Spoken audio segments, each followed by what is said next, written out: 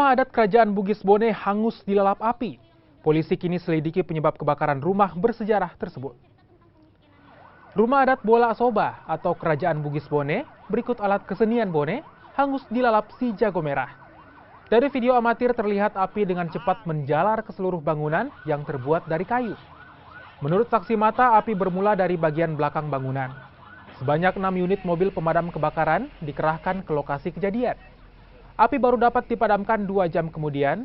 Sementara itu, pemerintah daerah Kabupaten Bone menyerahkan sepenuhnya penyelidikan penyebab kebakaran rumah adat yang memiliki nilai sejarah pada kepolisian. Tidak ada korban jiwa dalam peristiwa ini, namun kerugian material ditaksir hingga miliaran rupiah. Bakar.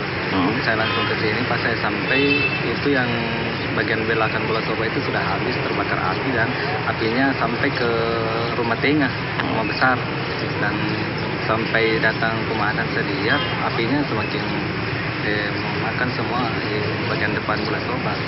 Masih dalam proses penyidikan, kita nanti koordinasi dengan Inavis dari Polda ya, untuk melakukan penyidikan. Saya belum bisa mengambil kesimpulan karena ini dalam proses penyidikan. Jadi setelah berjalan, baru nanti kita akan memberikan informasi selanjutnya.